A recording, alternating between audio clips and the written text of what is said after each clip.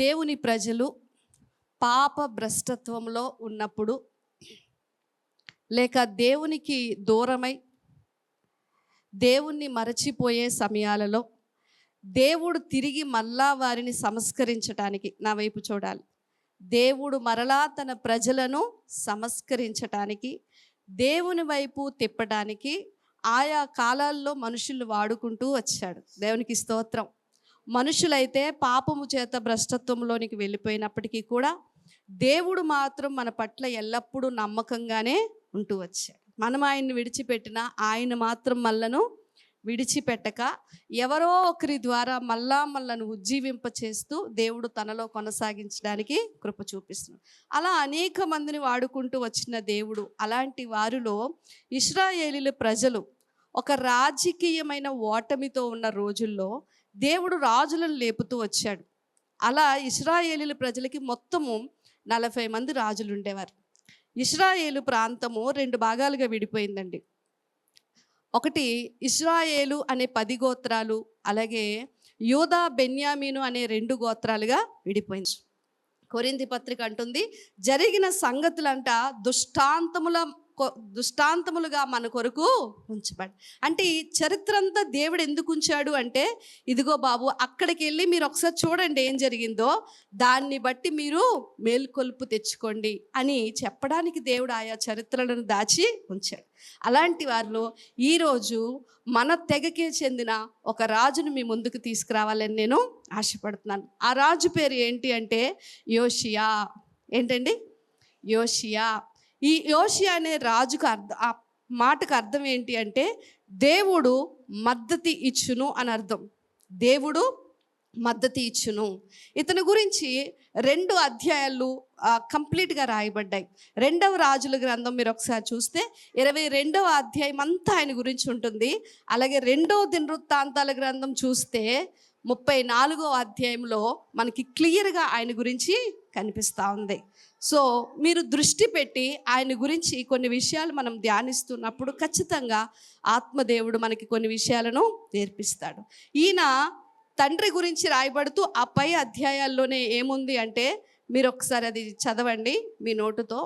23వ వచనం, 2వ రాజుల గ్రంథము 21వ అధ్యాయం 23వ వచనం. ఆమోను సేవకులు అతని మీద కుట్ర చేసి అతన్ని నగరునందు అతన్ని చంపగా, దేశపు జనులు రాజైన ఆమోను మీద కుట్ర చేసిన వారందరినీ చంపి అతని కుమారుడైన యోషియాకు అతనికి మారుగా పట్టాభిషేకము చేసిరి. ఇప్పుడు ఆమోను అనే అతన్ని వారి సేవకులే కుట్ర చేసి చంపేస్తారు. ఇప్పుడు ఇశ్రాయేలీల్లో అతనికి బదులుగా రాజు కావాలి. ఇశ్రాయేలీలకి ఎవరు పడితే వాళ్ళు రాజులు అయ్యేవారు కాదు. దేవుడు ఒక వంశపారపర్యంగా యూదా గోత్రం నుంచి వచ్చిన వాళ్ళు మాత్రమే రాజులుగా ఉంచుతూ వచ్చారు. ఇప్పుడు ఆమోను చనిపోయిన తర్వాత ఇమీడియట్గా అతని కొడుకుని రాజుని చేయాలి. గమనించండి, ఆ కొడుకు వయసు ఎంత అనుకున్నారు? అప్పటికి 8 సంవత్సరాలటండి. ఎన్ని సంవత్సరాలు? ఈరోజు మనం ధ్యానించుకోబోతున్న ఒక చిన్న 8 సంవత్సరాల బాబుగా ఉన్న యోషియా ఈరోజు మన ముందుకు వచ్చి మనకి కొన్ని విషయాలు నేర్పించడానికి సిద్ధంగా ఉన్నాడు. కనుక 8 సంవత్సరాల వయసులో ఉన్న పిల్లలు ఈ రోజుల్లో అయితే ఏం చేస్తారు? ఆడుకుంటూ పాడుకుంటూ ఏదో తల్లి చాటు బిడ్డలాగా చక్కగా హ్యాపీగా జీవితాన్ని బాల్యంలో ఆనందిస్తారు కదండి. కానీ ఈయనకి ఆ సమయంలో దేవుడు తన మీద పెట్టిన భారం, దేవుడు తన మీద పెట్టిన బాధ్యతను చిన్న వయసులో ఎంత సక్రమంగా నిర్వర్తిస్తున్నాడో. అందుకే నేను ఒక మాట అంటాను, నీ వయసుకు నువ్వు భక్తికి ఎప్పుడు సంబంధము లేదండి. బైబిల్లో భక్తులు వారు చిన్ననాటి నుంచే దేవునిలో వారి జీవితాన్ని ప్రారంభించారు. మనకి బాలుడుగా ఉంటూ సమూయేలు సేవ చేయటం, గర్భంలోనే ఇర్మియాని దేవుడు ఎన్నుకోవటం, దావీదు లాంటి వాడు చిన్నవాడుగా ఉంటూ అరణ్యంలో ఒక గొర్రెలు మేపుకుంటూ దేవుని స్తుతించేవాడిగా, యోసేపు చిన్న వయసులోనే కలలు గనేవాడిగా మనకు కనిపిస్తున్నాడు. అంతెందుకు, మన ప్రియ రక్షకుడైన యేసుక్రీస్తు వారు ఆయన చిన్ననాటి నుంచి కూడా దేవునిలో భయభక్తులు కలిగిన జీవితం మనకి కనిపిస్తుంది. కనుక మనము చాలామంది ఏమనుకుంటాం, భక్తి అంటే తర్వాత చూసుకుందామండి, తర్వాత ఆలోచిద్దాం, ఇంకా వయసు ఉంది కదా, అమ్మ ఎందుకు అప్పుడే తొందరపడతావు, అలాంటి మాటలు వద్దండి. వయసుతో సంబంధం లేకుండా కొంతమంది దేవుని గ్రంథమందు ఆయన మాటకు విధేయులై ఆయన సేవ చేశారు. ఇప్పుడు యోషియా జీవితంలోనికి మనం వెళ్దాం. అతని తండ్రి ఆమోను అని మీకు చెప్పాను, అతని తల్లి యెదీదా. ఈ సంగతి మనం పక్కన పెడితే 2వ వచనం మనం చూసినట్లయితే, అతడు యెహోవా దృష్టికి యథార్థముగా కుడి ఎడములకు తిరగక తన పితరుడగు దావీదు చూపిన ప్రవర్తనకు సరిగా ప్రవర్తించు. వయసు ఎంత అన్నానండి, కానీ భక్తి ఎలా ఉంది? ఆయనంట తన జీవిత కాలం అంతట్లో కూడా కుడికి కానీ ఎడమకి కానీ, అంటే యోషియా జీవితంలో మనం ఒకవేళ తొంగి చూస్తే ఎత్తి చూపడానికి ఒక లోపం కూడా మనకి ఎక్కడా కనిపించట్లేదు. అంత పర్ఫెక్ట్గా, దేవుని దృష్టికి అంత యథార్థంగా.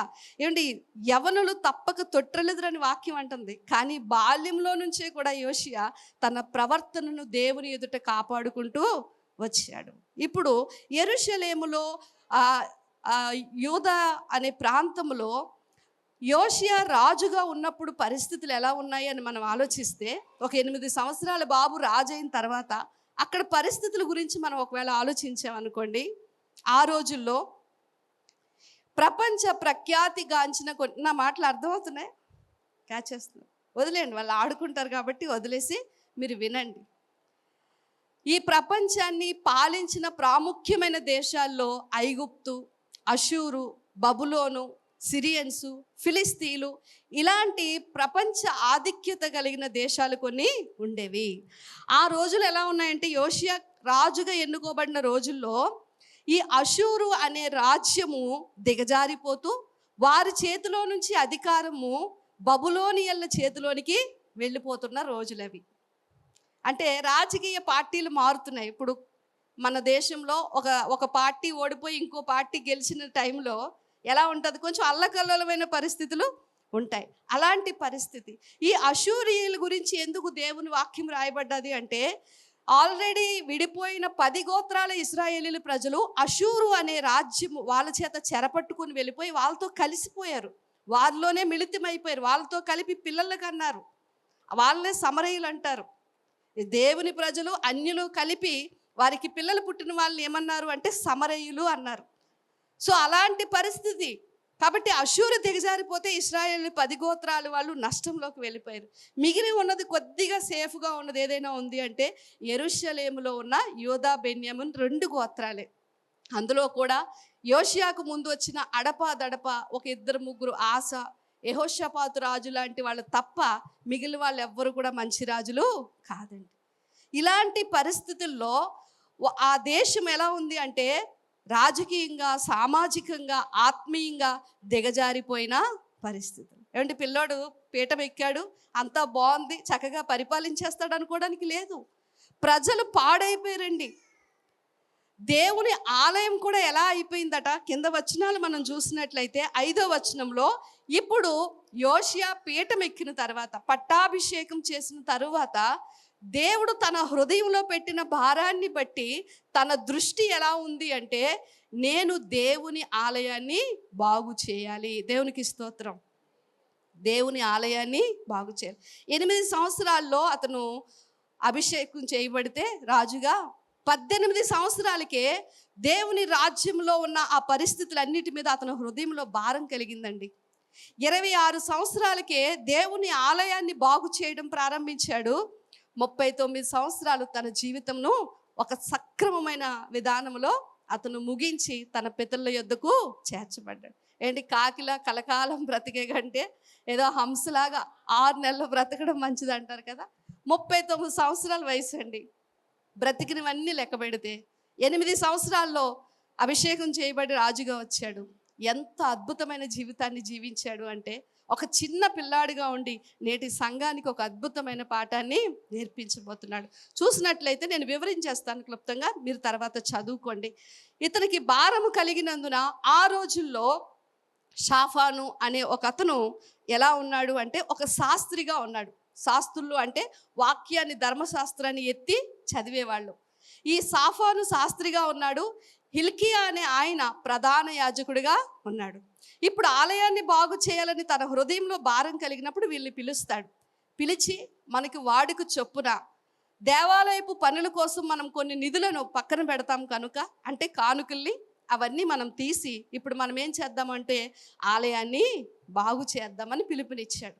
దేవుని బిడ్డలారా, వాళ్ళు కూడా తన మాటకి విధేయత కలిగిన వారై షాఫాను, హిల్కియా దేవాలయపు మందిరం పనులన్నీ ప్రారంభిస్తారు. వాళ్ళంట ఆలయము బాగు చేయడానికి ప్రారంభించే ఆ రోజుల్లో ఆలయం పరిస్థితి ఎలా ఉందని వాక్యం తెలియజేస్తూ ఉంది. చూడండి ఒకసారి 8వ వచనం చూడండి.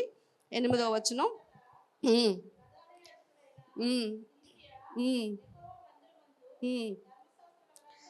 క్షమించాలి, 5వ వచనం చదివినట్లయితే, యెహోవా మందిరమందలి శిథిలమైన స్థలములను బాగు చేయుటకై యెహోవా మందిరపు పని చెయ్యి కూలివానికి వారు దానిని ఇయ్యవలెననియు.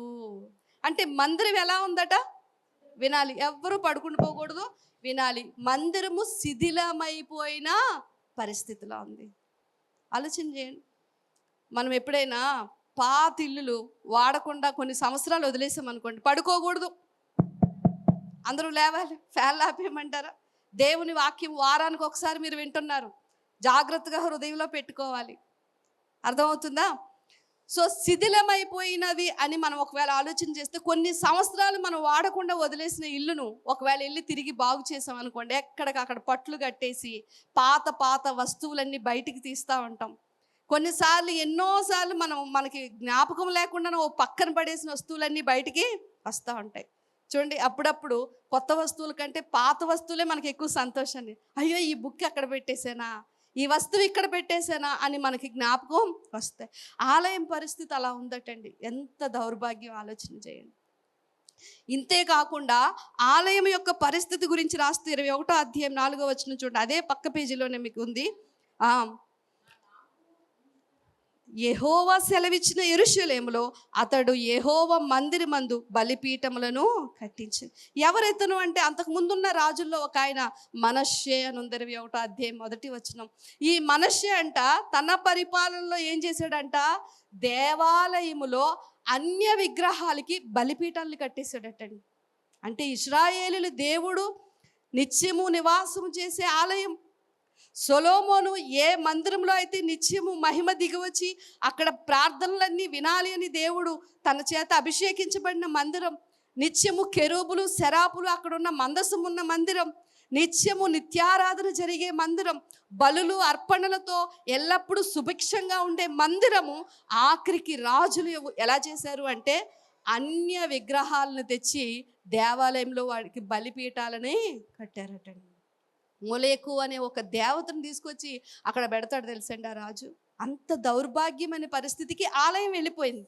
ఇప్పుడు ఆ ఆలయాన్ని తిరిగి బాగు చేయటానికి వీళ్ళు అక్కడికి వెళ్ళారండి. హిల్కియా, షాఫాన్ వెళ్ళినప్పుడు అక్కడ వాళ్ళు ఏం చేస్తారంటే క్లీనింగ్ ప్రోగ్రామ్ స్టార్ట్ చేశారు. ఒక్కొక్కటి తీస్తూ ఉంటే దేవుని బిడ్డలారా, ఆశ్చర్యకరంగా వాళ్ళకి అక్కడ ఏం దొరుకుతుంది అంటే దేవుని ధర్మశాస్త్రము దొరికిందట.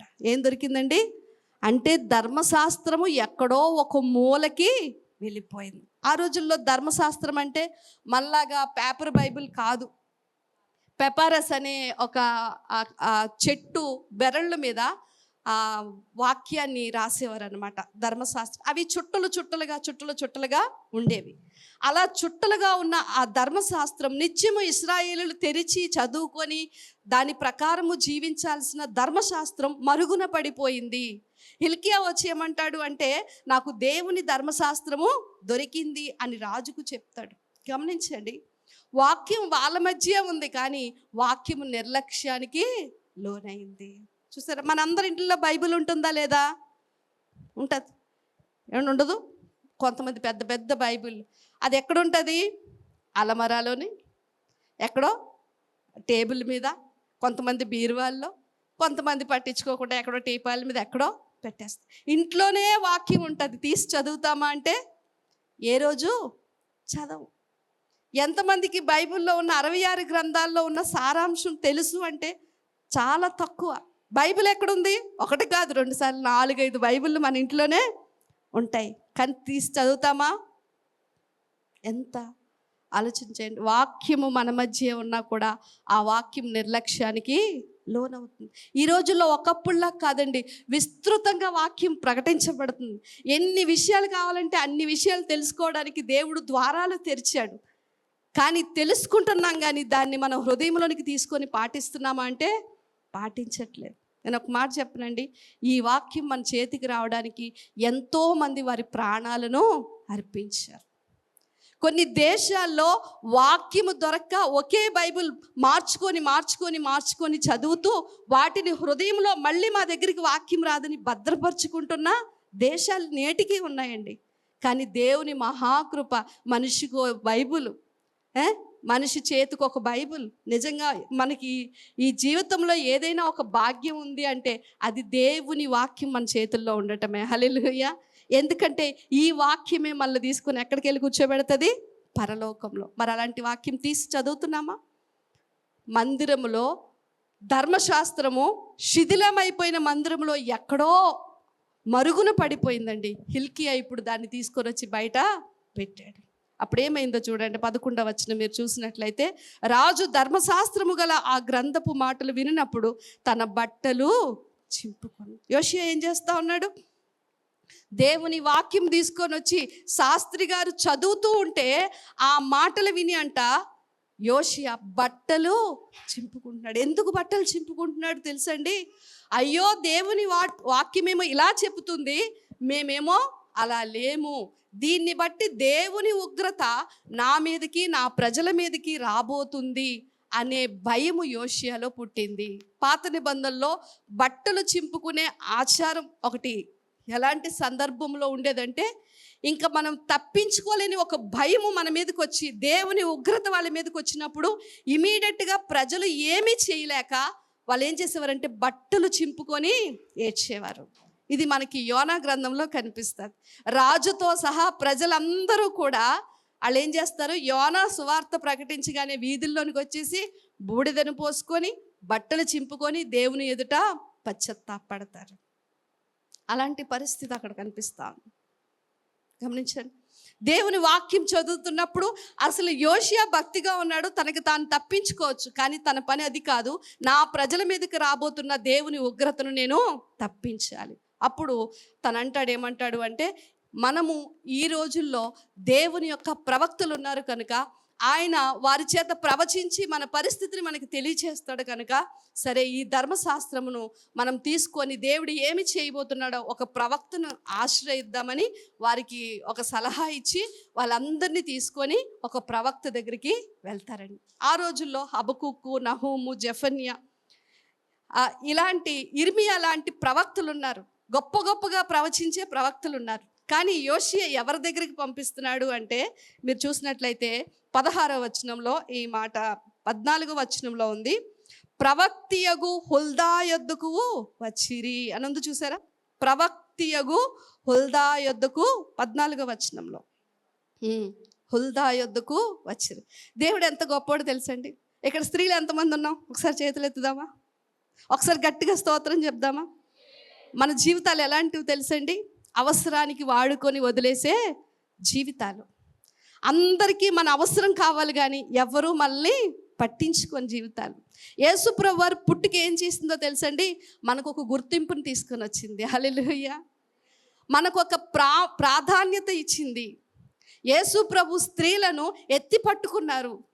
మీరు నా పోలికలో నా స్వరూపంలో చేయబడిన బిడ్డలు అని ఆయన రక్తంలో కడగబడి ఆయన రక్షణ సువార్తను ప్రకటించే ఆధిక్యత మనకిచ్చారు. సో మనం ఎవరం కూడా మనము కృంగిపోవాల్సిన అవసరమో లేదండి. మనుషులు చిన్నగా చూడొచ్చు, నీ ఇంట్లో నిన్ను పట్టించుకోవచ్చు, నువ్వు చేసిన దానికి నీకు విలువనివ్వకపోవచ్చు. అసలు ఒక స్త్రీ అంటే ఉన్నారండి, వంట చేస్తారు, ఉన్నారు అన్నట్లుగా చూడొచ్చు. కానీ నీ దేవుడు మాత్రం నిన్ను అలాగా చూడట్లేదు. ఆయన చూడండి, ఎంతమంది గొప్ప ప్రవక్తలు ఉంటుండగా ఎవరి దగ్గరికి యోషియా ఇల్లు ఆశ్రయిస్తున్నాడు అంటే హుల్దా అనే ఒక ప్రవక్తిని దగ్గరికి వెళ్ళారు. ఆ కాలం నుంచి ఈ కాలం వరకు కూడా దేవుడు స్త్రీలను వాడుకుంటూనే ఉన్నాడు. మనము పురుషాధిక్యత కలిగిన ప్రపంచంలో బ్రతుకుతున్నాం కనుక నువ్వు నోర్మై, నువ్వు మాట్లాడడానికి వీల్లేదు, నీకేం తెలుసు అని అంటూ ఉంటారు. కానీ ఆ రోజు ఆమె ఒక ప్రవక్తినిగా మనకి కనిపిస్తుంది. వెళ్ళారండి. వెళ్ళిన తర్వాత విషయం అంతా కూడా చెప్పారు.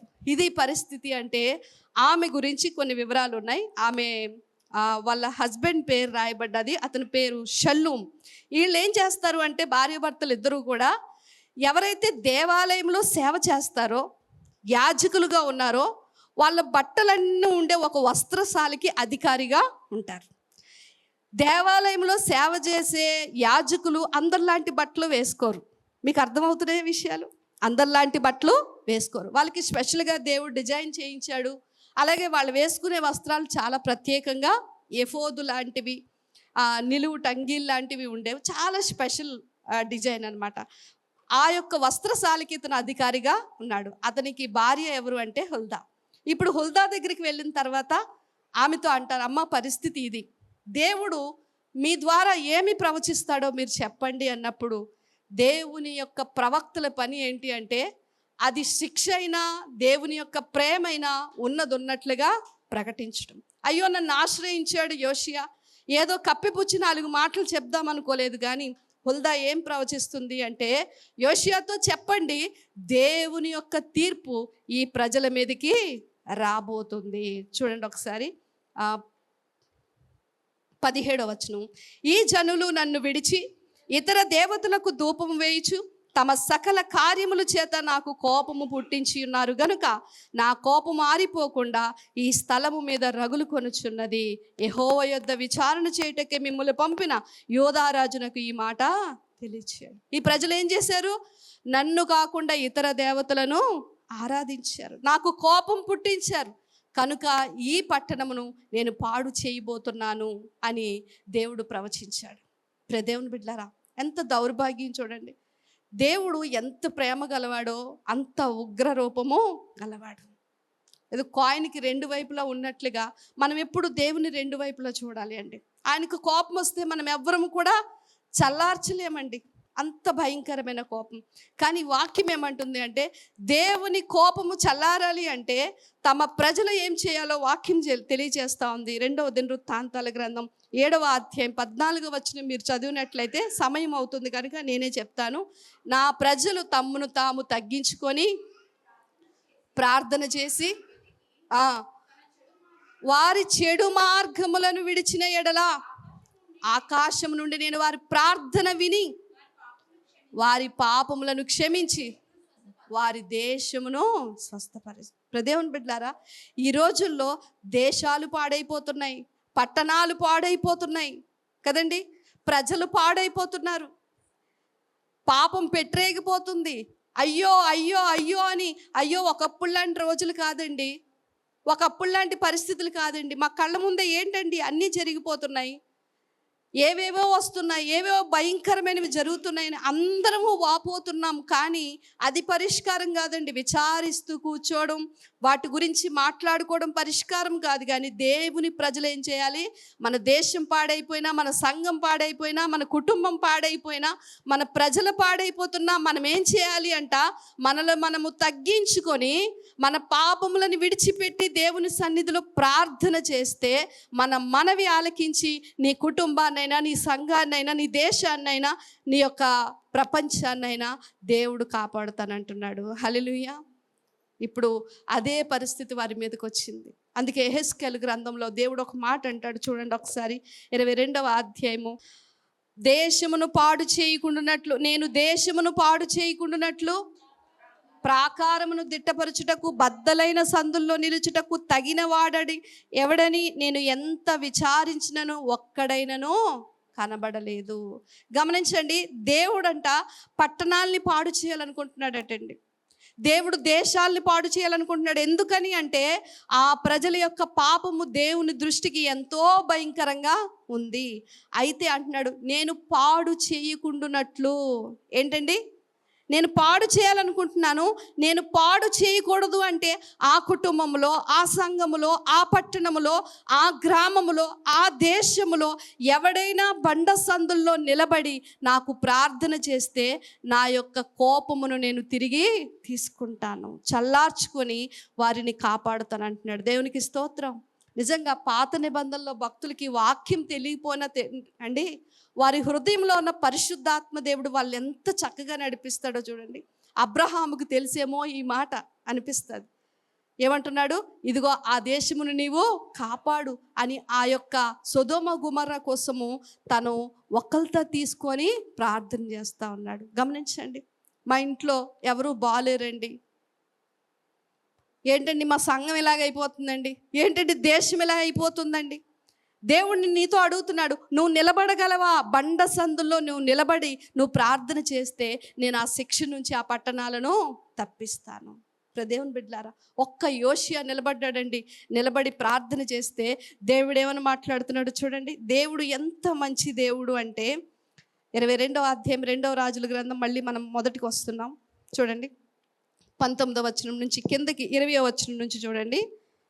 లేదు, 19వ వచనం నుంచి, నీవు ఆలకించి మెత్తని మనసు కలిగి యెహోవా సన్నిధిని దీనత్వం ధరించి నీ బట్టలు చింపుకొని నా సన్నిధిని కన్నీళ్లు రాల్చితివి గనుక నీవు చేయు మనవిని నేను అంగీకరించున్నాను. ఇప్పుడు యోషియాతో ఏమంటున్నాడంటే దేవుడు, సరే ఈ దేశం పాడైపోయింది, కానీ నువ్వేం చేసావంటే నీ మనసు మెత్తన చేసుకున్నాడు. ఏంటి, మనసుల్లో కూడా మెత్తన మనసులు ఉంటాయా? మెత్తన మనసు అండి అంటాం, అంటే ప్రతిదానికి స్పందించే మనసు. దేవుడే అంటున్నాడు కదా, రాతి గుండెను తీసివేసి మీలో మాంసపు గుండెను. రాతి గుండు అంటే దేనికి కదలదండి, ఏ ప్రజలను చూసి కూడా బాధపడదు, ఏ పరిస్థితిని చూసి కూడా కదిలింపబడదు. ఆ హృదయాన్ని దేవుడు ఏమంటున్నాడు అంటే రాతి గుండె. దేవుని బిడ్డలకు ఉండాల్సిన గుండె ఏంటి? రాతి గుండె. ఏముండాలి? మాంసపు గుండె. ఎవరు పాడైపోయినా, ఎవరు బాగులేకపోయినా వాళ్ళ పక్షాన ఏడ్చే గుండె మనకు ఉండాలి, వాళ్ళ పక్షాన మొరపెట్టే గుండె మనకు ఉండాలి, జాలి కలిగే గుండె మనకు ఉండాలి. అది ఎవరికి ఉందంటే యోషియాకి ఉంది. దానితో పాటు ఏం చేశాడంట? దీనత్వము కలిగి దేవుని సన్నిధిలో కన్నీరు కార్చాడటండి. హల్లెలూయా. తగ్గించుకొని ప్రార్థన. దేవుని బిడ్డలారా, తగ్గింపు ప్రార్థనకున్న శక్తి ఏంటో నన్ను చెప్పమంటారా? తగ్గింపు ప్రార్థన ఎంత శక్తివంతమైనదో వాక్యంలో మనం చూస్తే మొదటి రాజుల గ్రంథం 21వ అధ్యాయం 29వ వచనం ఒకసారి చదవండి. మొదటి రాజుల గ్రంథము 21వ అధ్యాయము 29వ వచనంలో ఆహాబు అనే ఒక రాజు మనకు అక్కడ కనిపిస్తాడు. ఆ ఆహాబు రాజు యొక్క పరిస్థితి ఏంటి అంటే, అప్పటికే తన కుటుంబస్తులు అందరూ చనిపోతారు. దేవుడు నీ మీదకి శిక్ష రాబోతుంది ఆహాబు అని ఏలియా ద్వారా ప్రవచిస్తాడు. ఏలియా వచ్చి, ఆహాబు నీ పని అయిపోయింది, ఇంక నువ్వు అవుట్ అనగానే ఆ దేవుని మాటకు భయపడి ఆహాబు ఏం చేస్తాడు అంటే బట్టలు చింపుకొని బూడిదను పోసుకొని వీధిలో కూర్చొని యెహోవా దేవునికి మొర్ర పెడతాడండి. ఆలోచన చేయండి. ఆహాబు కుటుంబం గురించి వాక్యం ఏమంటుందో తెలుసా? ఇశ్రాయేలీల ప్రజలందరూ పాపం చేయడానికంటే ఆహాబు కుటుంబమే కారణమైందటండి. రెండోది తెలుసా వాళ్ళు చేసిన పని? ఆహాబు యెజెబెలు లాంటి అన్య స్త్రీని పెళ్లి చేసుకొని అన్య విగ్రహాలను ఇశ్రాయేలీలకు పరిచయం చేస్తాడు. అది వాళ్ళ యొక్క కుటుంబ చరిత్ర. నీతిమంతుడు లాంటి నాబోతును కర్కశంగా చంపించి అతని భూమిని లాక్కుంటారండి. యెజెబెలు అయితే దేవుని ప్రవక్తలను చంపుచూ వచ్చాను. అంత భయంకరమైన కుటుంబానికి చెందిన అలాంటి పాపాలన్నిటికీ కారణమైన ఆహాబు దేవుని మాట వినగానే ప్రార్థన చేసి తన్ను తాను తగ్గించుకుంటే దేవుడు ఏమంటున్నాడో తెలుసా? ఏలియా, చూసావా ఆహాబు నాకు భయపడి దీనత్వం కలిగి ఎలా ప్రార్థన చేస్తున్నాడో. అందుకనంట దేవుడంట దేవుని మనసు మార్చుకొని ఆహాబు తగ్గింపును చూసి తన మీదకి రావాల్సిన శిక్షను తప్పించి తర్వాత తరాల మీదకి పంపించాడంట. హల్లెలూయా. ఎలాంటి దౌర్భాగ్యమైన ఆహాబు ప్రార్థన చేస్తే దేవుడు శిక్షను తప్పించాడు. ఎంత మంచి దేవుడు అండి. అంటే తగ్గింపు ప్రార్థనకి ఎంత శక్తి ఉందా? మన జీవితాల్లో మనం తగ్గించుకుంటే ఇంతగా దేవుడు మనల్ని కాపాడుతాడా? నిజంగా మనమందరము కూడా ఏదో విషయంలో పాపము చేసి దేవుని ఉగ్రతకు కారకులమైన వాళ్ళమే. దేవుని కోపానికి శిక్షకు మనమందరము పాత్రులమే. అయితే ఆ శిక్ష మన నుంచి తప్పించేది ఒక్కటేనండి, దీనత్వం కలిగి మనలను మనం తగ్గించుకొని ప్రార్థన చేయాలి. ఆ ప్రార్థన మన మీదకి రావాల్సిన శిక్ష మన మీదకి రాకుండా చేస్తుందంట. హల్లెలూయా. అంటే దేవుని మనస్సును కదిలించి ఆయన కనికరము అనే వర్షం మన మీద కురవాలి అంటే మనం చేయాల్సింది ఒక్కటే, ప్రభువా నేను పాపిని, నేను చేస్తున్నదంతా పాపము, నన్ను క్షమించమని తగ్గించుకొని ప్రార్థన చేయాలి. అది చేశాడు ఆహాబు. నిజంగా శిక్ష నుంచి భయంకరమైన చరిత్ర కలిగిన వాడే తను తాను తప్పించుకున్నాడు. ఆలోచన చేయండి. యోషియా కూడా అదే చేశాడండి. అప్పుడు యోషియాతో దేవుడు ఏమంటున్నాడో తెలుసా? యోషియా, ఇదిగో యోషియాకు చెప్పండి, ఈ దేశమునైతే నేను నాశనం చేస్తున్నాను, అయితే నువ్వు ప్రార్థన చేసావు కనుక, నువ్వు తగ్గించుకున్నావు కనుక ఈ ప్రజల మీదకి వచ్చే ఈ శిక్షను నువ్వు చూడకుండా అంతకు ముందే నువ్వు ఈ లోకాన్ని విడిచిపెట్టి నీ పితరులతో కూడా నువ్వు మరణించి విశ్రాంతి పొందుకుంటావు అన్నాడు. హల్లెలూయా. బబులోను రాజు వచ్చండి క్రీస్తు పూర్వము 604వ సంవత్సరంలో యూదులందరినీ చెరపట్టుకుని ఈడ్చుకొని వెళ్ళిపోతే 609వ సంవత్సరంలోనే యోషియా మరణించి తన పితరులతో కూడా యెరూషలేములో సమాధి చేయబడతాడు. హల్లెలూయా. అంటే ఆ దేశం మీదకి వచ్చే ఆ తీర్పుని యోషియా చూడకుండానే మరణిస్తాడు. తర్వాత కల్లోలమైన పరిస్థితులు అయిపోతాయి. 70 సంవత్సరాలు వీరిని చెరక పట్టుకొని వెళ్ళిపోతారు. తగ్గింపు ప్రార్థన. ఒక్కడు నిలబడ్డాడండి. దేవుని బిడ్డలారా, ఇక్కడ వరకు నేను ఇది ఆపి, ఇక్కడ యోషియా తర్వాత చేసిన పనిని నేను దినవృత్తాంతాలు 2వ గ్రంథము 34వ అధ్యాయం నుంచి మీతో చదివించాలని నేను ఆశపడుతున్నాను. ఒకవేళ మనందరి జీవితాల్లో ఎక్కడైనా ఇంకా నా జీవితంలో పాపం ఉంది అని మీకు తెలిస్తే, ఒకవేళ ప్రజలు పాపం చేస్తున్నారని తెలిస్తే, ఆ శిక్షను తప్పించడానికి తగ్గింపుతో మనం ప్రార్థన మొదలు పెట్టాలండి. దేవుని బిడ్డలారా గమనించండి.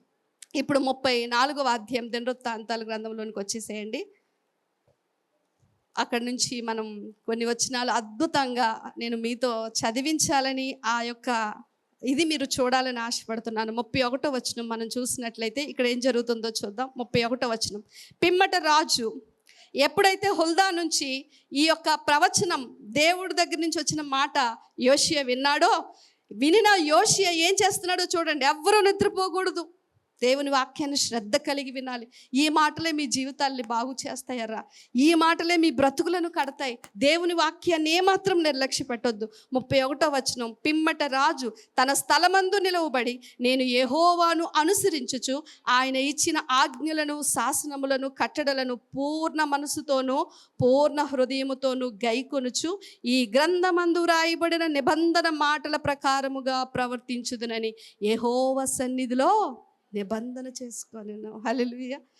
ఇంకా యోషియా ఏం చేశాడంటే, ఏదేమైనా కానీ, ఈ ప్రజల పరిస్థితి ఏదైనా కానీ, నేను మాత్రం ఏం చేయాలి అంటే దేవుని కట్టడల ప్రకారము జీవించాలి, ఆయనతోనే ఉండాలని నిబంధన చేసుకున్నాడటండి.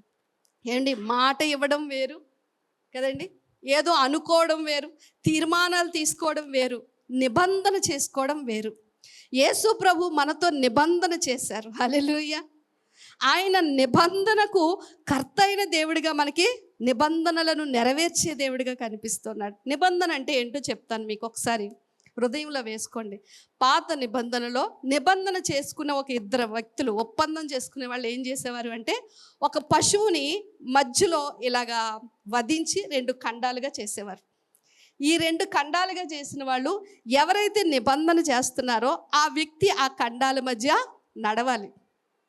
ఎందుకు అలా నడవాలి అంటే, ఒకవేళ నిబంధన మీరితే, మాట తప్పితే, ఒప్పందం ఒకవేళ విఫలమైతే నీ పరిస్థితి కూడా ఇలాగే అయిపోతుంది, నీ విషయంలో నేను ఇంత కఠినంగా వ్యవహరిస్తాను అని చెప్పడానికి అలా తీసుకొని వచ్చేవారు.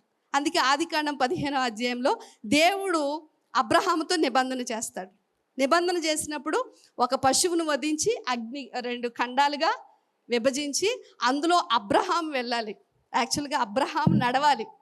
ఎందుకంటే దేవుడు ఎలాగో మాట తప్పుడు, నిబంధన చేసిన వాడు మాట తప్పుడు. ఆయన ఇక్కడ మాట తప్పేది ఒకవేళ ఎవరైనా ఉన్నారంటే ఎవరు? అబ్రహాం. కానీ దేవుడు ఏం చేస్తాడో తెలుసా? అబ్రహామా, నువ్వు బలహీనుడివి, నువ్వు మనిషివి, ఒకవేళ నువ్వు నిబంధన మీరినా మేరొచ్చు, కానీ అని అబ్రహాముకి నిద్రపుచ్చి దేవుడే ఆ ఖండాల మధ్య నడుస్తాడు. హల్లెలూయా. అంటే దేవుని ఉద్దేశం ఏంటంటే, నీకు నాకు మధ్య ఉన్న ఈ నిత్య నిబంధన ఇది స్థిరమైనది, దీనిని నేను నెరవేర్చి తీరుతాను అని చెప్పడానికి దేవుడు ఆ పనిని చేస్తాడు. ఇర్మియా గ్రంథంలో 34వ అధ్యాయం 18వ వచనంలో మీకు క్లియర్గా అక్కడ మాట రాస్తుంది. నిబంధన మీరితే ఆ వ్యక్తి పరిస్థితులు ఎలా ఉంటాయి అనేది అక్కడ చెప్పడం జరుగుతుంది. అది మీరు తర్వాత తీసి చదువుకోండి. ఇప్పుడు యోషియా దేవుని ఎదుట ఏమని నిబంధన చేస్తున్నాడు? ఖచ్చితంగా నేను దేవుని మాటలతో, ఆయన మాటల ప్రకారం నేను జీవిస్తాను. మిగతా వాళ్ళ సంగతి అంతా ఒకవేళ వాళ్ళు ఉన్నా ఉండకపోయినా ఆయన మాత్రం ఒక తీర్మానంలోనికి వచ్చేసాడండి. అప్పుడు ప్రజలు ఏం చేస్తున్నారో తెలుసా? ప్రజలు ఏం చేస్తున్నారో చూడండి ఒకసారి. ఆ కింద వచనాలే మనం చూస్తే, మరియు అతడు యెరూషలేమునందున్న వారందరినీ, బెన్యామీనులందరినీ అట్టి నిబంధనకు ఒప్పుకొన చేసెను గనుక యెరూషలేమి కాపురస్తులు తమ పితరుల దేవుడైన యెహోవా నిబంధన ప్రకారము ప్రవర్తించారు. చూడండి, ఇప్పుడు ఎప్పుడైతే నాయకుడు నిబంధన చేసుకున్నాడో ప్రజలందరూ ఏం చేస్తున్నారు?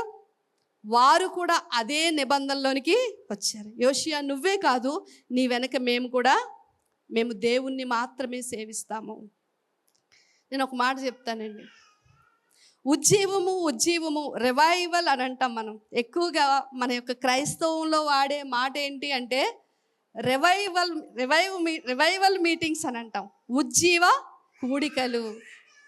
ఏమంటే ఉజ్జీవ కూడికలు అంటే ఎక్కువగా ఆర్భాటంగా స్టేజ్ వేసి ఆరాధన చేసి, లేక బల్లగుద్ది ప్రసంగాలు చేస్తే ఉజ్జీవం అనేది రాదండి. అసలైన ఉజ్జీవం అంటే ఏంటో తెలుసా? మనుషులు వాక్యమును విని ఆ వాక్యం వాళ్ళలో తీసుకొని వచ్చే పశ్చాత్తాపంలోనికి వాళ్ళు వచ్చి, వాక్యం విన్నప్పుడు వాక్యం వారిలో ఏం తీసుకురావాలి? పశ్చాత్తాపం తీసుకురావాలి. ఆ పశ్చాత్తాపమే ఉజ్జీవాన్ని తీసుకొని వస్తుంది. హల్లెలూయా. లోపల మనకి హృదయంలో పశ్చాత్తాపం లేకుండా ఉజ్జీవం ఎప్పుడు కూడా రాదు. మనం ఎంత డప్పులు కొట్టి హడావిడి చేసి ఆరాధన చేసినా ఆరాధన బాగైంది అనుకోవడం వరకే. కానీ నిజమైన ఉజ్జీవము వాక్యం విన్నప్పుడు నీలో పశ్చాత్తాపం కలగాలి. ఆ పశ్చాత్తాపము నీ హృదయంలో ఉజ్జీవం కలిగించినప్పుడు నువ్వు ఇక్కడ నిలబడి మాట్లాడితే ఆ మాటలు ప్రజల్లో ఫలిస్తాయి. హల్లెలూయా. నాయకుల్లో ఉజ్జీవం వస్తే ఆటోమేటిక్గా ప్రజల్లో ఉజ్జీవం చెప్పే నేనే ఇక్కడ చల్లారిపోయి దేవుడా అండి అలాగండి ఇలాగండి అంటే మీకేమి వస్తుంది? ఇక్కడ చెప్పే నేనే మాటలు పాటించకుండా ఉంటే మీలో అది జరగదు. అందుకని మనం ఏం చేయాలి అంటే, ఏ పని దేవుని కొరకు చేస్తున్నా, నువ్వు ఒకవేళ సంఘాన్ని నడిపిస్తున్నావా, ఒకవేళ నువ్వు పాటలు రాసే వ్యక్తివా, ఒకవేళ నువ్వు పాటలు పాడే వ్యక్తివా, ఒకవేళ ఆరాధన చేసే వ్యక్తివా, ఒకసారి ఆలోచించండి. లేక నీ ఇంటిలో మిగిలిన వాళ్ళ పక్షాన నువ్వు నిలబడి ప్రార్థన చేసే వ్యక్తివా, నీ గ్రామాన్ని మార్చడానికి నడుం కట్టుకున్న వ్యక్తివా, ఎవరమైనా కూడానండి ముందు మనలో ఉజ్జీవం అనేది ఉండాలి. మంట ఇక్కడ రావాలి. హృదయంలో మనం మండించబడినప్పుడు యేసుప్రభు వారు అంటారు, ఎవరైనాను దీపం వెలిగించి కొంచెం కింద పెట్టరు కానీ దీపస్తంభం మీద పెడతారు. ఆ వెలుగంట అందరికీ ప్రసరిస్తుంది. మనలో వెలుగుంటే, మనలో దేవుని ఆత్మ మండించబడితే ఆటోమేటిక్గా మనం చేసే పని ద్వారా అవతల వారిలో ఉజ్జీవము వస్తుంది. పాట పాడినా ఊరకనే పాడకూడదండి. నాలుగు దగ్గర నుంచి పాట రాకూడదు. ఆరాధన చేసేవాళ్ళం కూడా ఆ వారం అంతా దేవుని మనం మనస్ఫూర్తిగా ఆయనలో లీనమై ఆయన్ని అనుభవిస్తూ ఆరాధన. దేవుని వాక్యం చెప్పేవారు కూడా వాక్యంలో మొదట ఆనందిస్తూ ఆ జీవాన్ని మొదట మనం సంపాదించుకొని ప్రజలకు చెప్పినప్పుడు అది నిజమైన ఉజ్జీవాన్ని తీసుకొని వస్తుంది. హల్లెలూయా. ఒక్కొక్క వ్యక్తులు నిలబడి ఖండాలనే మార్చారు, దేశాలనే మార్చారు, వేల మందిని రక్షణలోనికి నడిపించారు. ఎలా సాధ్యము అంటే ఉజ్జీవం మొదట వారిలో ప్రారంభమైంది. కనుక కొంతమంది మారండి, మా ఇంట్లో వాళ్ళు మారండి, వాళ్ళు రారండి, ఇంకా ఏం జరగదండి, అనవసరం మనం కష్టపడడం అనవసరం, మనం ప్రార్థన చేయడం అనవసరం, మన వాక్యం చెప్పడం అనవసరం అని మనలను మనమే ముందే నెగిటివ్గా ఆలోచించుకుంటూ ఉంటాం. నేను ఒక మాట చెప్పనా, దేవుని శక్తిని మనం తక్కువ చేస్తున్నామని అర్థం. దేవుని శక్తి, ఆయన అంటాడు నిన్న నేడు నిరంతరము ఏకరీతి. అప్పుడు పని చేసిన దేవుడు ఇప్పుడు కూడా పని చేయగలడు. ఇప్పుడు కూడా అదే శక్తితో ఆయన పనిచేస్తూ ఉన్నాడు. కనుక మొదట మనం ఏమవ్వాలి? ఉజ్జీవించబడాలి. తను తీసుకున్నాడు ఒక నిర్ణయం, ఆ నిర్ణయంలోనికి ప్రజలంతా వచ్చారు. ఇలాంటి ఉజ్జీవము చరిత్రలో చాలా చోట్ల జరిగింది. అద్భుతంగా ఉంటాయి ఆ మాటలు. ఒకసారి మీరు చదవండి. నిర్గమాకాండం 19వ అధ్యాయం 6వ వచనంలో మోషేతో దేవుడు మాట్లాడిన మాటలు తీసుకొని వచ్చి మోషే ప్రజల మధ్య చెప్తాడు. అప్పుడు ఆ ప్రజలు ఏమంటారో చూడండి. నిర్గమాకాండం 19వ అధ్యాయం 6వ వచనం.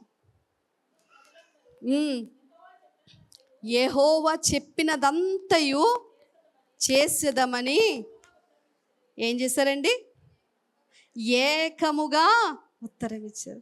ఏమండి, అప్పటి వరకు ప్రజల్లో కొన్ని తారతమ్యాలు ఉన్నాయి, కొన్ని రకాల ఇబ్బందులు ఉన్నాయి, ప్రజలందరి మనసు ఏకీభవించట్లేదు. దేవుడు మోషే ద్వారా కొన్ని మాటలు చెప్పినప్పుడు వారందరూ ఒకే మాట మీదకి వచ్చి, లేదు లేదు, మేము దేవుని మాట ప్రకారమే చేస్తాం. మొదట ఉజ్జీవం మోషేలో ఉందండి, తర్వాత అది ఎవరిలోనికి వచ్చింది? ప్రజలలోనికి వచ్చింది. ఏకధాటిగా వాళ్ళందరూ వాక్యము కొరకు వారిని వారు కట్టుదిట్టం చేసుకున్నారు.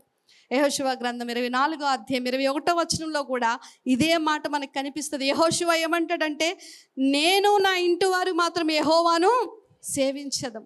మీరందరూ దేవుని మార్గంలోకి రండి, వచ్చినా సరే రాకపోయినా సరే నేను నా కుటుంబంతో దేవుని మాత్రమే సేవిస్తామన్నప్పుడు వీళ్ళు కూడా వాళ్ళ హృదయాలన్నీ ఏకీభవించబడి వాళ్ళు కూడా అంటారు, లేదు యెహోషువ, మేము కూడా ఆయన చెప్పిన మాట ప్రకారమే జీవిస్తాం. హల్లెలూయా. ఉజ్జీవం అండి. నెహెమ్యా కాలంలో, నెహెమ్యా గ్రంథం మీరు చదివితే 9వ అధ్యాయంలో ఎంత బాగుంటుందో తెలుసండి.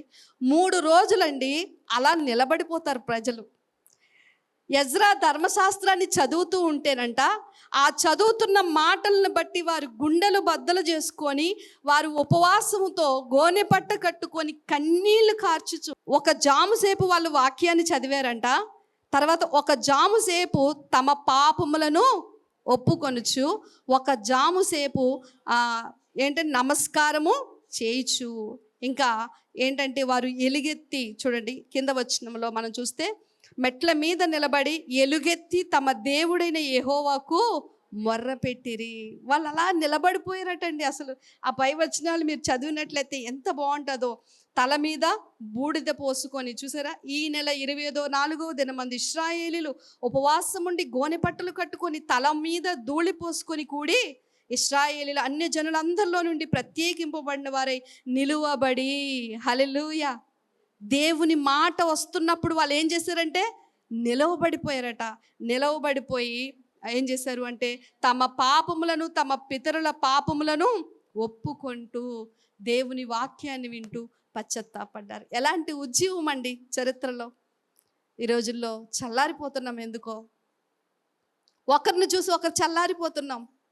నేను ఒక శుభవార్త చెప్పనా, అందరూ చల్లారిపోయినా నువ్వు ఒక్కడవు నిలబడితే, నువ్వు ఒక్కరి దానం నిలబడితే నీ ద్వారా దేవుడు దేశాలను, మన ఇంటిని, మన సంఘాలను, మన గ్రామాలను కూడా తిరిగి కట్టగలడు. హల్లెలూయా, హల్లెలూయా.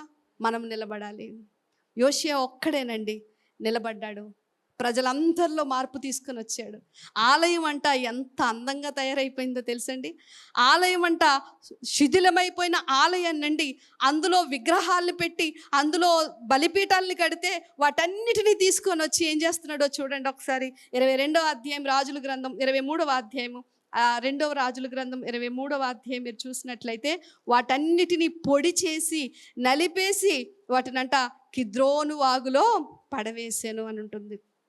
2వ రాజుల గ్రంథం 23వ అధ్యాయము, 2వ రాజుల గ్రంథం 23వ అధ్యాయం 5వ వచనం నేరుగా నేను చదువుతున్నాను. 4వ వచనం నుంచి చదువుదాం, తప్పదు, టైం అవుతుంది. అయినా రాజు బయలుదేవతనకు అషేరు దేవినకును నక్షత్రములను చేయబడిన ఉపకరణములన్నిటినీ యెహోవా ఆలయంలో నుండి యువతలకు తీసుకుని రావాలనను ప్రధాన యాజకుడైన హిల్కియాకును 2వ వరుస యాజకులకును ద్వారపాలకులకును ఆజ్ఞ ఇవ్వగా హిల్కియా వాటిని యెరూషలేము వెలుపల, చూసారా, కిద్రోను పొలములో కాల్చివేసి ఏం చేశాడండి? యెహోవా దేవాలయములో నెలకొల్పబడిన అన్య విగ్రహాల బలిపీఠాలను, అన్య విగ్రహాల యొక్క ప్రతిమలను ఆయనంట కాల్చి వాటిని బూడిద చేసి బేతేలు అనే ఊరినకు పంపించారు. అక్కడి నుంచే వచ్చింది సాంప్రదాయం, మీరే మొదలు పెట్టారు. దేవుని ఆలయాన్ని పాడు చేసి అన్య విగ్రహాలని ఆరాధించే సాంప్రదాయం మొదట మీరు మొదలుపెట్టారు. చూడండి, యోషియా కాలంలో వచ్చిన ఉజ్జీవము ఆ విగ్రహాలన్నిటినీ పొడి చేసి ఏం చేశాడండి? కిద్రోను వాగులో పడవేశాడట. ధూపం వేసే బయలు ప్రవక్తలను ఆయన చంపిస్తాడు. ఆలయాన్ని శుభ్రంగా మరి పరిశుద్ధపరిచి వీటన్నిటిని మీరు కిందకి చదువుకోండి. ఆ యొక్క కిద్రోను వాగు ఎక్కడుంది, దాని పరిస్థితి ఏంటి అనేది మొత్తం శుభ్రపరిచేశాడండి. హల్లెలూయా. ఒక్క 8 సంవత్సరాల వయసులో అభిషేకించబడిన యోషియా అనే రాజు అండి. ఆలోచన చేయండి. వచ్చామా, వెళ్ళామా, విన్నామా? ఇది కాదండి. మన హృదయంలో మంట ఉండాలి. మన హృదయంలో ఏముండాలి? పాడైపోతున్న ప్రజలను చూసి, ఆ రోజు దేవాలయం ఫిజికల్గా ఒక బిల్డింగ్ కావచ్చు, ఈరోజు దేవాలయము మీ దేహమే దేవుని ఆలయము. ఈ ఆలయాలు పాడైపోతున్నాయి. బయటికి మనుషులు బాగుంటున్నారు, హృదయంలో అందరూ కూడా దోపుతోనూ మడ్డితోనూ కళంకముతోనూ ఉంటున్నారు. వారిని చూసినప్పుడు ప్రభువా, ఆ వ్యక్తిని నేను సంపాదించుకోవాలి, నా ఇంటిని నేను సంపాదించుకోవాలి, నాకు సహాయం చేయవని మళ్ళీ మనం తగ్గించుకొని యోషియా వలె ప్రార్థన చేస్తే దేవుడు ఆ రోజు చేసిన కార్యం ఈరోజు మన జీవితంలో కూడా చేయగలడు. ఇంకా మనం చదివితే మళ్ళీ అక్కడికి వెళ్ళాల్సిందే. 2వ దినవృత్తాంతాల గ్రంథం 35వ అధ్యాయం. ఒకసారి ఏం జరిగిందో 35వ అధ్యాయంలో 10వ వచనం నుంచి ఎలాంటి పరిస్థితులను తీసుకొని వచ్చాడు చూడండి యోషియా. ఈ ప్రకారము సేవ చేయుచుండగా రాజాజ్ఞను బట్టి యాజకులు తమ స్థలములలో, లేవీలు తమ వరుసలోను నిలవబడిరి. లేవీలు పస్కా పశువులను వధించి రక్తమును యాజకులకు ఇయ్యగా వారు దాన్ని ప్రోక్షించిరి. లేవీలు పశువులను వలవగా మోషే గ్రంథములో రాయబడిన ప్రకారం జనులు కుటుంబములు విభాగము చొప్పున యెహోవాకు అర్పణ ఇచ్చుటకు దహన బలి పశుమాంసమును యాజకులు తీసుకొనిరి. చూసారా, మరలా ఏమైంది? దేవుని మందిరంలో ఏమైందండి? ఆరాధన ప్రారంభమైంది. మీరు అదంతా చదవండి దేవుని బిడ్డలారా. ఏం జరుగుతుందో తెలుసా? ఆలయంలో శిథిలమైపోయి అన్య విగ్రహాలు నెలకొల్పబడిన ఆలయం శుభ్రం చేయబడి మరలా దేవునికి ఆరాధన ప్రారంభమైంది. హల్లెలూయా. పస్కా పశువును వధించి పస్కా పండుగ చేస్తున్నారండి. అందరూ మళ్ళీ కూడా వారి వారి వంతులు చొప్పున బలులు అర్పిస్తూ ఉన్నారు. ప్రజలందరూ సంతోషిస్తూ ఉన్నారు. మరలా మా దేవుడు మా మధ్యకి వస్తాడు, ఆయన మాకు సహాయం చేస్తాడని మరలా వాళ్ళందరూ కూడా ఉజ్జీవింపబడుతున్న పరిస్థితులు గమనించండి. ఈరోజు మనము ఏదో చర్చిని క్లీన్ చేసి అందులో పశువు వధించడం కాదు, కానీ మన పస్కా పశువు ప్రభువైన యేసుక్రీస్తు వారు. హల్లెలూయా. ఏ హృదయంలో అయితే ఆ యేసుక్రీస్తు వారిని ప్రతిష్ఠిస్తామో అదే నిజమైన పస్కా పండుగ. చూడండి, ఆరాధన చేసే వాళ్ళని మళ్ళా వరుసలో నిలబెట్టాడు. స్తుతి కీర్తనలు పాడుతూ ఉన్నారు, ఆరాధన గీతాలు ఎత్తి పాడుతూ ఉన్నారు. యాజకులు చేయాల్సింది యాజకులు చేస్తున్నారు, మరి రాజులు చేయాల్సింది రాజు, ప్రజలు చేయాల్సింది ప్రజలు చేస్తున్నారు. గొప్ప సంతోషం మళ్ళీ పట్టణం అంతా తిరిగి వచ్చింది. ముందు మాట్లాడుకున్నాం, ఆలయం పాడైపోయి, రాజకీయంగా సామాజికంగా పరిస్థితులు పాడైపోయి, ప్రజలందరూ కూడా బిక్కుమంటూ ఉన్న పరిస్థితుల్లో ఒక్క యోషియా పట్టాభిషేకము ద్వారా దేవుడు యెరూషలేములో పాడైపోయిన పరిస్థితులన్నిటినీ తిరిగి ఏం చేశాడు? పునరుద్ధరించాడు. ఆలోచన చేద్దామా? యోషియా జీవితం ఆఖరిగా మనకి ఏం తెలియజేస్తుందో తెలుసండి? ఏం తెలియజేస్తుందో తెలుసా? నీ ఇంట్లో వాళ్ళందరూ పాడైపోయినా, నీ సంఘం ఒకవేళ ఉజ్జీవంతంగా లేకపోయినా, డల్గా ఉంటున్నా, నీ హృదయంలో భారం ఉంటే, నీ దేశం కోసం, నీ గ్రామం కోసం, నువ్వు ఉంటున్న ప్లేస్ కోసము ఒకవేళ అందరూ పాడైపోయారండి, ఎవరు బాలేరు, పరిస్థితులు బాలేవు అని నీకు అనిపిస్తే దేవుడు నీతో మాట్లాడుతున్నాడు. ఒకవేళ నీవు ఒక్కరిగా నిలబడితే నీ పక్షాన దేవుడు నిలబడి పాడైపోయిన ప్రతి పరిస్థితిని తిరిగి మళ్ళీ పునరుద్ధరించగల దేవుడు. హల్లెలూయా. ఒక చిన్న వయసులో అభిషేకింపబడిన యోషియా తీసుకున్న తీర్మానం తన జీవితంలో నాకు అనిపించింది, మరే సంతోషానికి తను ఆశపడలేదండి. మందిరం అనుకునే ఉన్నాడు, మందిరాన్ని బాగు చేశాడు, ప్రజలను పునరుద్ధరించాడు, ఉజ్జీవాన్ని తీసుకొని వచ్చాడు, ఒక చక్కని మరణాన్ని పొంది పితరులతో కూడా ఆయన సమాధి చేయబడ్డాడు. ఏమి జీవితం అండి! పరలోకం వెళ్ళిన తర్వాత యోషియాని మనం ఖచ్చితంగా చూస్తాం. హల్లెలూయా. కనుక మనం కూడా ఆరిపోవద్దు, చల్లారిపోవద్దు. ఎవరో బాలేరని చెప్పి నీ భక్తిని నువ్వు అణగార్చేసుకోవద్దు. ఆఖరికి పౌలు తిమోతికి రాస్తూ ఒక మంచి మాట రాస్తాడు చూడండి. 2వ తిమోతి పత్రిక 1వ అధ్యాయం 6వ వచనం. నేను ముగించేస్తాను. 2వ తిమోతి పత్రిక 1వ అధ్యాయం 6వ వచనం.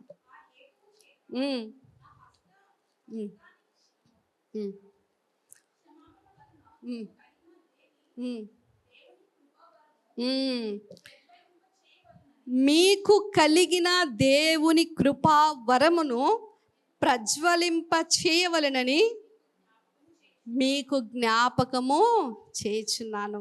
దేవుడు తన సంగమునకు వచ్చిన వారికి అందరికీ ఒక వాగ్దానం చేశాడు. అదేంటి అంటే పరిశుద్ధాత్మను దేవుడు మనకు వరముగా ఇచ్చాడు. మనందరిలో కూడా పరిశుద్ధాత్ముడు ఏదో ఒక తలాంతు పెట్టాడు, ఒక కృపావరం. పరిశుద్ధాత్మ ఉన్న వాళ్ళం ఎవరము కూడా వరము లేకుండా ఉండం. ప్రార్థించడమో, పరిచర్య చేయటమో, ఇతరులకు సహకరించటమో, వాక్యమో, ఏదో ఒక కృపావరం నీలో ఉంటుంది. అయితే ఆ కృపావరాన్ని మనం ఏం చేయాలంట? ప్రజ్వలింప చేయాలి. ఏం చేయాలండి?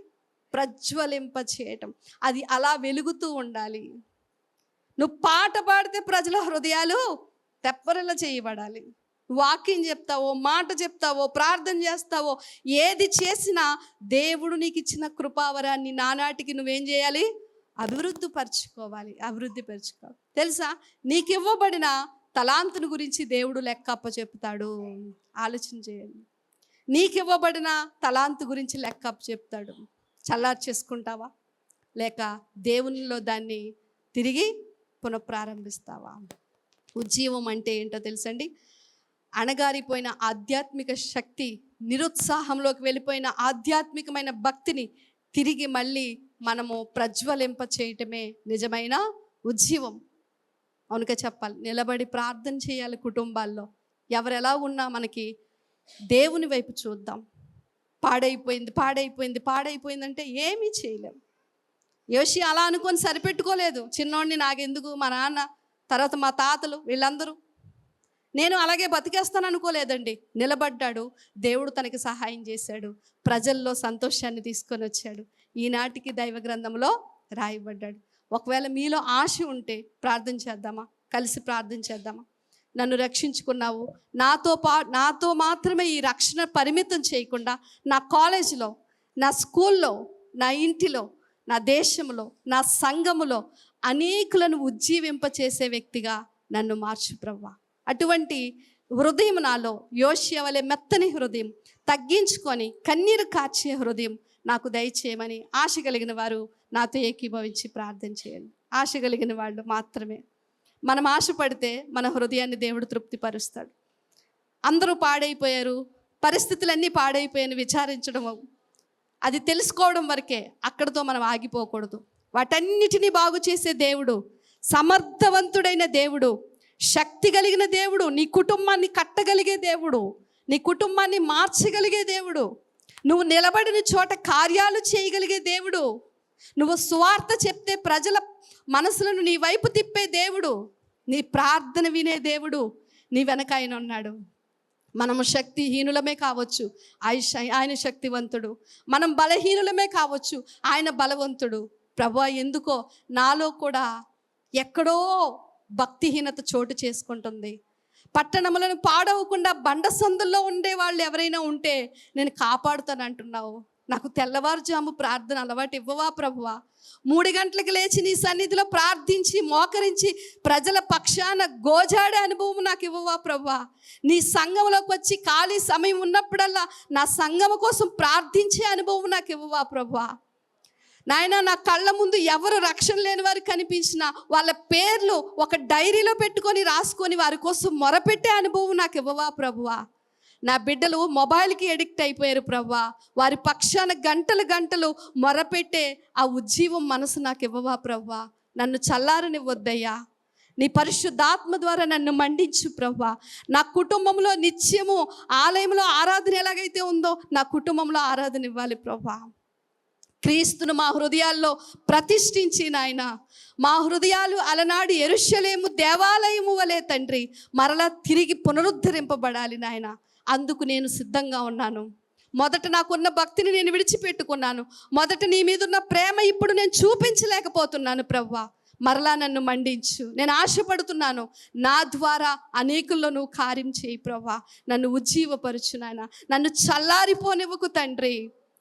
నాయన ఇదిగో నీ శక్తిని నేను తక్కువ అంచనా వేసి ఏమీ జరగవులే, ఏమీ అవ్వవులే, అందరూ అలాగే ఉంటారులే, ఒకప్పుడు రోజులు కాదమ్మా, ఇప్పుడు సువార్త వినరు, ఇప్పుడు మారరు, ఇప్పుడు ఏమీ ఫలము లేదు అని నీ శక్తిని తక్కువ అంచనా వేసి నన్ను నేను సోమరిని చేసుకునే దుస్థితి నుంచి నన్ను విడిపించు ప్రభువా. నాకు మోకాళ్ళ అనుభవం అయ్యో. నేను ఒక మాట చెప్తాను, నువ్వు వాక్య ప్రకారము జీవిస్తే వాగ్దానాలు నీ పిల్లలు పొందుకుంటారు. నువ్వు కన్నీరు కారిస్తే దేవుని కార్యాలు చూస్తావు. ప్రార్థించకపోవటం వల్ల, దేవుని వాక్య ప్రకారం జీవించకపోవడం వల్ల మనం కార్యాలు చూడలేకపోతున్నాం. ఈరోజు దేవుడు నిన్ను ఒక్కరిదాన్ని ఎందుకు నీ గృహంలో రక్షించుకున్నాడు? నిన్ను ఒక్కరినే ఎందుకు నీ గ్రామంలో రక్షించుకున్నాడు? నీ మీద ఆయన ఒక భారం పెట్టాడు. నా కుమార్తె, నా కుమారుడా, నువ్వు నిలబడు. నీ కాలేజీలో నువ్వు నిలబడు, నీ స్కూల్లో నువ్వు నిలబడు, నీ ఇంటిలో నువ్వు నిలబడు. మొదట నువ్వు నిలబడు, నేను నిన్ను వాడుకుంటాను అంటున్నాడు. దేవుని భారాన్ని మన హృదయాల్లో డౌన్లోడ్ చేసుకుందామండి. ఈరోజు అన్నీ డౌన్లోడ్ చేసుకుంటున్నావు, మొబైల్లో ప్రతిదీ డౌన్లోడ్ చేసుకుంటున్నావు. పరలోకంలో ఉన్న నీ తండ్రి హృదయ భారాన్ని నువ్వు డౌన్లోడ్ చేసుకో. ఆత్మదేవుని సహాయాన్ని అడుగు. సోమరులుగా మనం ఉండొద్దు. మనం ఉజ్జీవించబడాలి. నిజమైన ఉజ్జీవము పశ్చాత్తాపం వల్ల కలుగుతుంది. మొదట మన పాపములను ఒప్పుకొని దేవుని సన్నిధిలో రాజండి. ఆయనకి ఏం తక్కువ? ఆయన ముందు 10 మంది సేవకులు ఉంటారు, ఎన్నో సుఖ సౌఖ్యాలు అనుభవించవచ్చు. ఆయనకి ఏమీ తక్కువ లేదు. కానీ తన సర్వ సుఖాలు పక్కన పెట్టి ప్రజలు పాడైపోతున్నారు, ఆలయం పాడైపోయింది, నా దేవుని నామము మరుగున పడిపోయింది, వాక్యము లెక్క చేయబడని రోజుల్లో నడుము కట్టి నిలబడ్డాడు. దేవుడు తన బలమైన కార్యాన్ని జరిగించాడు. నిలబడతావా? దానికి తగిన బహుమానాన్ని నువ్వు పొందుకుంటావు. నువ్వు సంతోషంగా ఉంటావు, నువ్వు ఆరోగ్యంగా ఉంటావు. అనేకుల కొరకు ప్రార్థించే వ్యక్తివి నువ్వైతే నువ్వు సంతోషంగా ఉంటావు. నిన్ను దేవుడు దీర్ఘాయువుతో నింపుతాడు. నీ ప్రార్థన ఆయన విని అనేకుల జీవితాన్ని మారుస్తాడు. ప్రార్థన చేసుకుందాం. దయగలిగిన దేవా, పరలోకమందున నా తండ్రి, నువ్వు మంచివాడు అని, మనుషులు ఎంత భ్రష్టత్వంలోకి వెళ్ళిపోయినా, ఎంత పాపంలోకి వెళ్ళిపోయినా, నీవు మాత్రం నీ నమ్మకత్వాన్ని ఎప్పుడూ కూడా అయ్యా నువ్వు మార్చుకోలేదు తండ్రి. మా పట్ల నువ్వు ఎప్పుడూ నమ్మకస్తుడిగానే ఉంటున్నావు. మేమే నీ పట్ల నమ్మకంగా ఉండలేకపోతున్నాం నాయన. ప్రజలు ఎంత పాడైపోయినా వారిని నీ వైపు తిప్పడానికి నాయన, వారిని మళ్ళీ తిరిగి సంస్కరించడానికే ఇష్టపడే దేవుడు నాయన. మేము మనుషుల్ని పిలిచి అలసిపోతాం, కానీ మా మరణము చివరి వరకు కూడా మమ్మల్ని ఓపికతో భరించే దేవుడు అని, మమ్మల్ని బాగు చేయడానికే ఇష్టపడే దేవుడు అని మరొకసారి నాయన నీ ప్రేమను యోషియా జీవితం ద్వారా, ఆ కాల పరిస్థితుల ద్వారా మాతో మాట్లాడారు. మా మోకాళ్ళకు బలమనియండి అయ్యా నాయన. మా గదుల్లో మోకాళ్ళ మీద యుద్ధము చేసి దేశాలను ప్రభా, రాజ్యాలను కూడా తలక్రిందులు చేసిన నీ ప్రజల వలె, దానియేలు వారి బృందం వలె తండ్రి, నెహెమ్యా వాళ్ళ స్నేహితుల వలె తండ్రి, అటువంటి మోకాళ్ళ యుద్ధం మాకు దయచేయండి ప్రభువా నాయన. అవిశ్వాసపు మాటలకు మా నోటిలో ఎక్కడ చోటు ఉండకూడదు నాయన. ప్రతి వ్యక్తి మార్పు కొరకు అయ్యా నీ దగ్గర ప్రభా గోజాడే అనుభవం మాకు దయచేయండి. నీ శక్తిని నమ్మే విశ్వాసం మాకు దయచేయండి. నీతో నిబంధనలోనికి మేము రావడానికి సహాయం చేయండి. మాకు ఎక్కడెక్కడైతే సమయం వ్యర్థమైపోతుందో ఆ సమయాన్ని నీ సన్నిధిలో నేను గడుపుతాననే నిబంధనలోనికి మేము రావడానికి, నీ వాక్య ప్రకారం నన్ను నా కుటుంబాన్ని మార్చుకుంటాననే నిబంధనలోనికి మేము రావడానికి సహాయం చేయండి. నీ ప్రజలతో మీరు మాట్లాడారని నమ్ముతున్నాను ప్రభువా. మాకు ఇచ్చిన ఆరోగ్యం, ఆయుష్ ఎప్పుడు ఇలా ఉంటుంది అని మేము చెప్పలేకపోతున్నాం. ఎప్పుడు ఏం జరుగుతుందో తెలియదు కనుక సమయం ఉన్నప్పుడే మా హృదయాలు నీ వైపు తిప్పుకొని నీ శక్తిని ఈ భూమి మీదకి దింపి అనేకుల్లో ప్రభా నీ కుమారుని వారి హృదయాల్లో ప్రతిష్ఠించి నిన్ను సంతోషపెట్టే జీవితాలు మా అందరికీ దయచేయమని, మహిమ తెచ్చుకోమని యేసుక్రీస్తు వారి నామం ద్వారా ప్రార్థిస్తూ ఉన్నాను మా పరమ తండ్రి. ఆమేన్, ఆమేన్.